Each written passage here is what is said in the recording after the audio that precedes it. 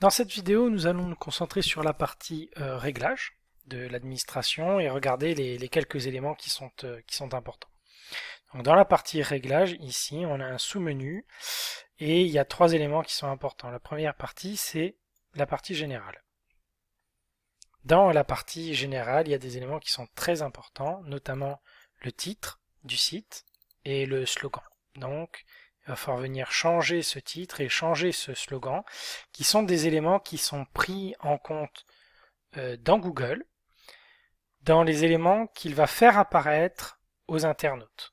Dans ces conditions, on ne veut pas que les gens voient mon premier site WordPress, mais on veut qu'ils voient ce à quoi va servir le site. Imaginons par exemple que je veuille vendre des vêtements. Sur le titre du site, je vais venir écrire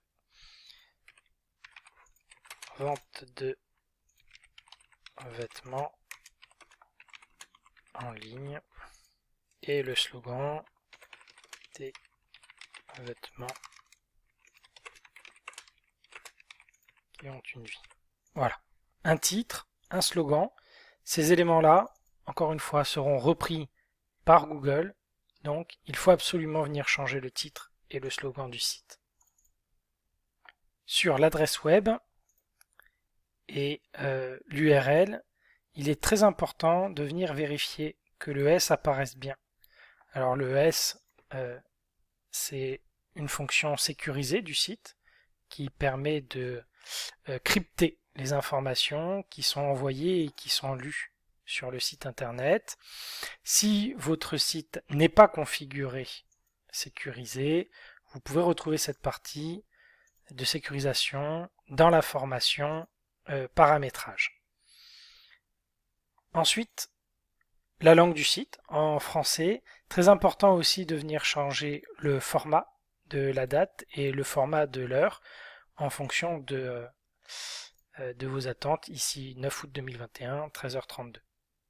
Et ensuite, on enregistre les modifications. Voilà. Nous avons fini de paramétrer la partie générale. Le prochain élément qui est à paramétrer, c'est la partie lecture. Dans la partie lecture, il y a un élément qui est très important à paramétrer, c'est la page d'accueil. La question qui se pose, c'est quelle est la première page qui va être vue par l'internaute s'il tape l'adresse. Ici, mon premier site wordpress.mcloud.dev. Il y a deux solutions. On peut arriver sur la page où figurent les derniers articles et on utilise cette fonction plutôt si on a un blog, quand bien même quand on a un blog, mais c'est moi, je préfère arriver sur une page statique. Ou alors j'arrive sur une page statique où je vais déterminer la page d'accueil sur laquelle vont arriver les internautes et déterminer la page qui servira d'archive des articles de blog. Ici, pour le moment, je n'ai qu'une seule page qui a été créée, qui s'appelle Sample Page. Et dans ces conditions, eh bien, ça va pas être suffisant puisque j'ai besoin de deux pages, une page pour l'accueil et une page pour les articles. Je vais donc devoir commencer par créer une page d'accueil et ensuite, et une page d'article, on va créer les deux. Et ensuite, je pourrai revenir sur l'onglet Général Lecture pour configurer la page d'accueil et la page d'article. Pour créer une page, je vais aller ici dans la partie page, ajouter. Je vais fermer le bloc. On y reviendra plus tard dans la formation. Je vais saisir un nom pour ma page et je vais cliquer en haut sur publier. Voilà, j'ai créé ma première page. Elle est vide, mais elle est bien présente.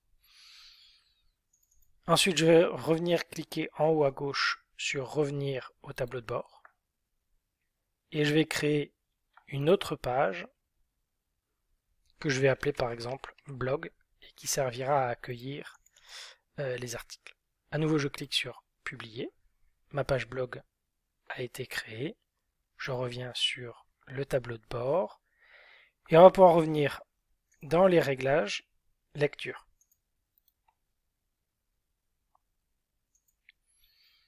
On va pouvoir venir cliquer sur une page statique pour la page d'accueil et sélectionner la page accueil. Et pour les articles, sélectionner la page blog. Il y a un autre élément qui est très important sur cette partie de lecture, c'est la visibilité par les moteurs de recherche. On peut demander à WordPress de dire à Google qu'on ne veut pas que le site soit indexé. De mon point de vue, c'est une mauvaise idée parce que au plus tôt Google commence à indexer le site internet, quand bien même il n'est pas fini, et au mieux c'est parce que c'est très long. Et parfois, c'est assez rare mais ça arrive, parfois le fait de ne pas indexer le site dès le début fait rencontrer des problèmes d'indexation à Google. Alors l'idéal c'est de décocher la case le plus tôt possible ou de ne pas la cocher si elle n'est pas cochée. Je vais ensuite enregistrer les modifications. Et si je retourne voir mon site internet, je suis sur une autre page que celle de tout à l'heure. Dans la partie réglage, il y a un dernier élément qui est très important, c'est la partie des permaliens. Les permaliens sont les différentes adresses qui vont être utilisées par le site. Et on en a plusieurs. La meilleure, c'est sans doute celle qui normalement devrait être cochée par défaut, c'est le titre de la publication. Dans ces conditions, toutes les adresses ressembleront à celle-ci. https monsite.com par exemple, / le titre de l'article ou le titre de la page. C'est sans doute la meilleure solution parce que quand vous avez un URL comme ceci, archive 123, et bien du coup Google a du mal à référencer. On pourrait aussi, si on a un blog, venir rajouter des notions de temps en venant noter la date à laquelle a été écrite l'article, mais ça va aussi le faire pour vos différentes pages. Et de mon point de vue, ça n'apporte pas d'intérêt particulier. Donc le titre de la publication est sans doute le permalien le plus intéressant. Donc je viens cocher, si ce n'est pas le cas, titre de la publication et j'enregistre et je clique sur enregistrer les modifications. Voilà, c'est tout pour la partie réglage. On a configuré les réglages généraux, les réglages de lecture et les réglages des permaliens. À toi de jouer.